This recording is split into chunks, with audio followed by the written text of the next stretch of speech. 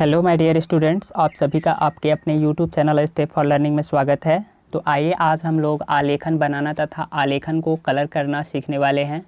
तो बहुत सारे बच्चे कमेंट कर रहे थे कि सर आलेखन को रंगना सिखाइए। तो चलिए आज हम लोग रंगने यानी कलर करने वाले हैं। तो देखिए जो हमारे पास जो प्रश्न है वो 15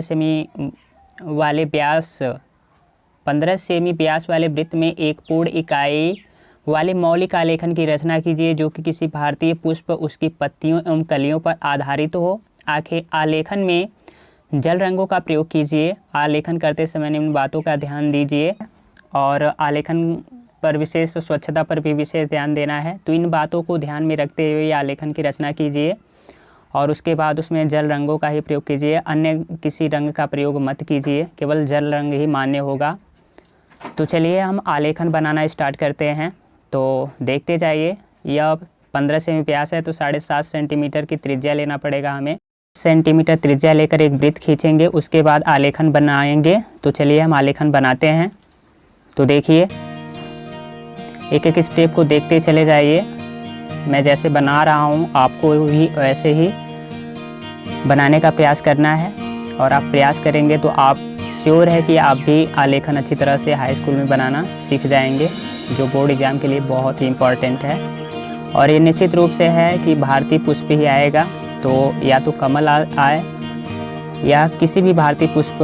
तो ज़्यादातर अधिकतर जो यूपी बोर्ड एग्ज़ाम में कमल पर ही आधारित आलेखन पूछा गया है। कमल के फूल, पत्तियों, कलियों पर आधारित एक सुंदर भारतीय पुष्प की रचना कीजिए तथा उचित जल रंगों का ही प्रयोग करना है। तो जल रंग का ही प्रयोग कीजिएगा हमेशा, किसी स्केच या पेंसिल का प्रयोग मत कीजिएगा। तो आप देखते जाइए कि किस स्टेप को और मैं बनाते जा रहा हूँ। तो आप प्रैक्टिस करेंगे तो ही बना पाएंगे। तो कोई भी फूल, अगर आप कोई भी आलेखन बनाना चाहते हैं तो उसको कई बार प्रैक्टिस कीजिए, देख देख कर प्रैक्टिस कीजिए, लेकिन प्रैक्टिस कीजिए तभी आपका जो आलेखन है वह सुंदर और आकर्षक बन पाएगा।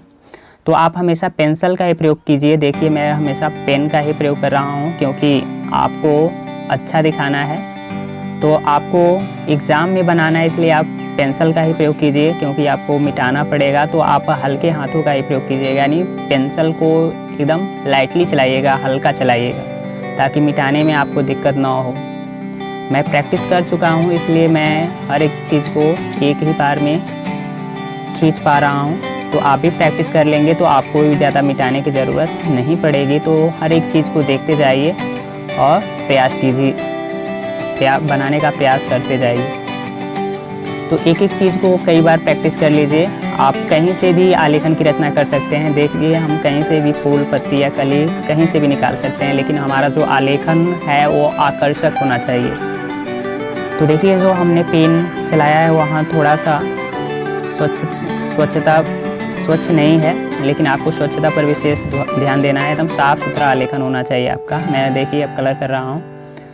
तो आप भी जब भी देखिए जो बैकग्राउंड है, जो धरातल है, वो पीले का ही प्रयोग कीजिए, क्योंकि इस पर अगर कोई भी कलर गिरता है तो उसको हम रीपेंटिंग कर सकते हैं, यानी दोबारा पेंट कर सकते हैं। लेकिन और कोई कलर गिरेगा तो अगर फूल या पत्ती में चला जाएगा तो हम उसको सुधार नहीं पाएंगे, ज़्यादा हमें टाइम लग जाएगा। इसलिए धरातल को हमेशा पीला ही रंगने का प्रयोग कीजिए, यानी पीला कलर ही।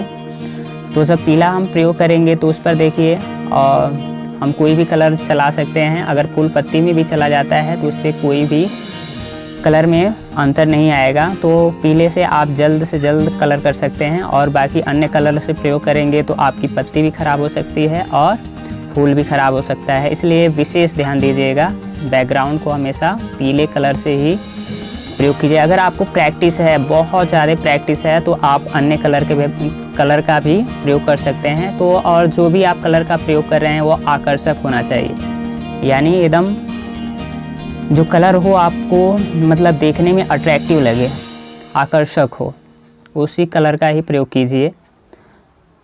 तो आप देख रहे हैं कि मैं कलर कर रहा हूँ और जो बैकग्राउंड है हमारा पीले कलर का है। तो मैं तो यही कहूँगा, मैं यही सलाह दूंगा कि आप भी पीले से ही कलर कीजिए ताकि आपको दिक्कत ना हो। नहीं तो एक बार जब अगर हमारा यूपी बोर्ड में ख़राब हुआ तो हमारे कम नंबर आ सकते हैं। और जब भी आप रचना करें, जब भी आलेखन बनाएं तो उसकी माप हमारा सही होना चाहिए। तो हमने बताया है कि आपको दिया था 15 सेमी के व्यास में, तो 7.5 सेंटीमीटर त्रिज्या लेकर वृत्त खींचना है। और बहुत सारे बच्चों का कमेंट आ रहा है कि सर वर्ग बनाना सिखाइए, तो मैं इस पर एक वीडियो ज़रूर बनाऊंगा। और वर्ग पर, वृत्त पर या कोई भी आयत हो तो मैं इसको खींचना मैं ज़रूर बताऊंगा आपको। तो आप वीडियो को लास्ट तक देखते जाइए, मैं किस तरह से कलर कर रहा हूँ। तो हर एक चीज़ को अच्छी तरह से देखिए, ऑब्जर्व कीजिए और अपनी कला की काफ़ी पर प्रैक्टिस कीजिए, तभी आपका जो कला है वो बेहतर और आकर्षक बन पाएगा। तो आप स्वच्छता पर भी विशेष ध्यान दीजिएगा, देखिएगा जो कलर है इधर उधर नहीं जाना चाहिए। और आपका स्वच्छता पर लिखा जाता है, स्वच्छता पर विशेष ध्यान देना होता है। तो आप का जो पेज है वो इधर उधर रंग नहीं जाना चाहिए, इस पर विशेष ध्यान दीजिएगा। तो मैं देखिए कलर कर रहा हूँ, पत्ती को कलर कर रहा हूँ, टहनी को कलर कर रहा हूँ। तो इनमें 2-3 चीज़ें बहुत ही ज़रूरी है बनाना। तो देखिए एक पत्ती है और एक कली है, एक फूल है। तो इन 2 चीज़ों का आप अच्छी तरह से प्रयास कर लीजिए। आप कहीं से भी कली निकाल सकते हैं, कहीं भी फूल बना सकते हैं, कहीं भी पत्ती बना सकते हैं। तो इनका प्रयास रहेगा तो हम किसी भी तरह से हम बना सकते हैं।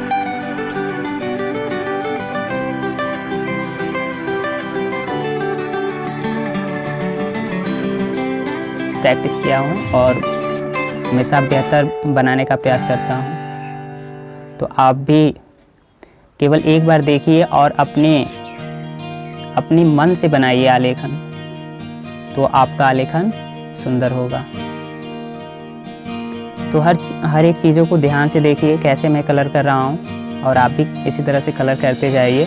आपका जो आलेखन है वो बहुत सुंदर और आकर्षक बनेगा।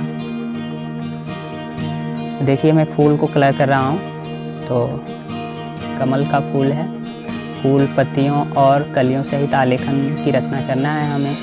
तो देखिए किस तरह से मैं कलर कर रहा हूँ, आपको भी इसी तरह से कलर करना है। तो आप देखते जाइए एक स्टेप को और बढ़िया से प्रैक्टिस करते जाइए। और देखने के बाद आप ज़रूर प्रैक्टिस कीजिए और 2-3 बार प्रैक्टिस कीजिए, ताकि आपको आलेखन बनाना आ जाए और आप एग्ज़ाम, यूपी बोर्ड एग्ज़ाम में अच्छी तरह से बना सके। तो कलर भी करना बहुत ही ज़रूरी है, क्योंकि हमें रचना, आलेखन करना, कला और आकर्षक बनाने पर भी हर एक चीज़ पर नंबर मिलता है। तो यह नंबर जो 45 नंबर का आलेखन आता है वह स्वच्छता पर भी, आकर्षक बनाने पर भी और हर एक चीज़ पर नंबर दिए जाते हैं। तो आपको इन चीज़ों को ध्यान में रखना है और ध्यान में रखते हुए ही कला बनाना है। तो देखिए मैं कमल के फूल को कलर कर रहा हूँ और यह हमारा पूरा होने वाला है। और उसके बाद एक कली बची हुई, उसको मैं कलर करता हूँ। तो देखिए कली को भी मैं कलर कर रहा हूँ। तो आप कलर करते जाइए। तो इस तरह से हमारा जो कमल का फूल है वो कलर हो चुका है। अब हमें इसे सजाने की ज़रूरत है, आकर्षक दिखाने की। तो देखिए आप वाइट रंग का कलर का प्रयोग कर सकते हैं। तो इसको आकर्षक दिखाना है, तो मैं देखिए वाइट कलर का प्रयोग कर रहा हूँ।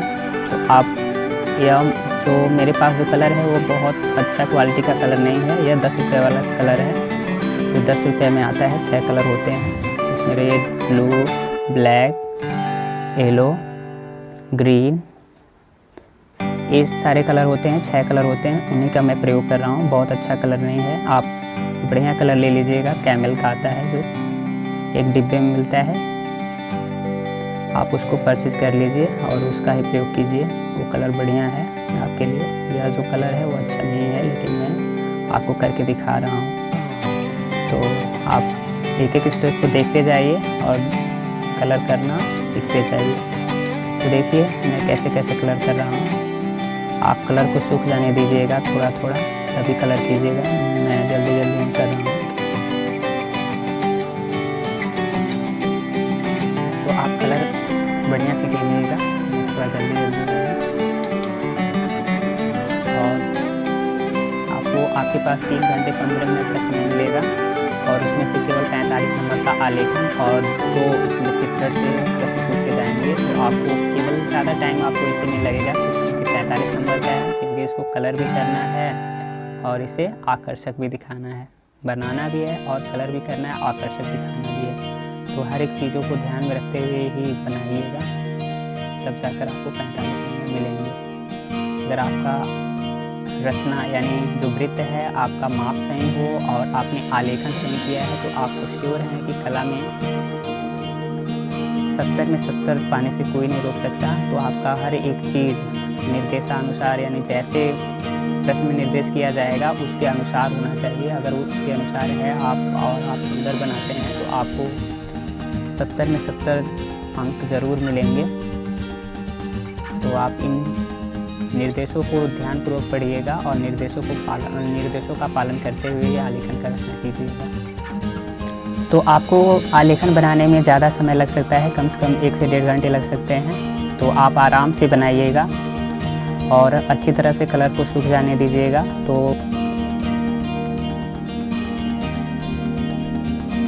करते जाइएगा जैसे जैसे मैं कर रहा हूँ। आप इन बातों को ध्यान में देखिए। ब्लैक कलर आप चला दीजिएगा जो लाइनिंग के लिए बहुत ही अच्छा होता है। अगर ब्लैक कलर मार देते हैं तो आपका जो आकर्षण है वो बढ़ जाता है। तो देखिए मैं किस तरह से ब्लैक को मार दे रहा हूँ तो इसका आकर्षण और ज़्यादा बढ़ जाएगा। और उसके बाद रीपेंटिंग फिर कर दीजिएगा तो आपका आकृति इस तरह से बन जाएगा। तो देखिए आपको जहाँ जहाँ आपको लग रहा हो कि हमारा जो स्वच्छ नहीं है, जो मेरा जो कहीं कहीं पेंट हमारा दिख रहा है कि मतलब सही नहीं है, उसे आप वाइट लगाकर फिर हरा लगाकर आप सही कर सकते हैं। तो जहाँ भी कलर आपको दिख रहा है कि सही नहीं है तो आप उसको आप वाइट लगाकर फिर उस कलर से मैच करके आप कलर कर सकते हैं। तो आपका आलेखन बहुत सुंदर लगने लगेगा। तो देखिए मैं वाइट लगा रहा हूँ तो वाइट से भी आकर्षण बहुत ज़्यादा बढ़ जाता है। तो आप देखते जाइए एक एक चीज़ को और ऑब्जर्व करते जाइए, आपको आकर्षक दिखाना है इसे। तो वाइट से देखिए मेरा आकर्षण कितना बढ़ रहा है। तो आप वाइट कलर का प्रयोग कर दीजिएगा क्योंकि आकर्षक हमें दिखाना है, आकर्षक। तो इस तरह से आप पेंटिंग करेंगे तो आपको आलेखन में अच्छा से अच्छा नंबर मिलेगा। तो देख लीजिए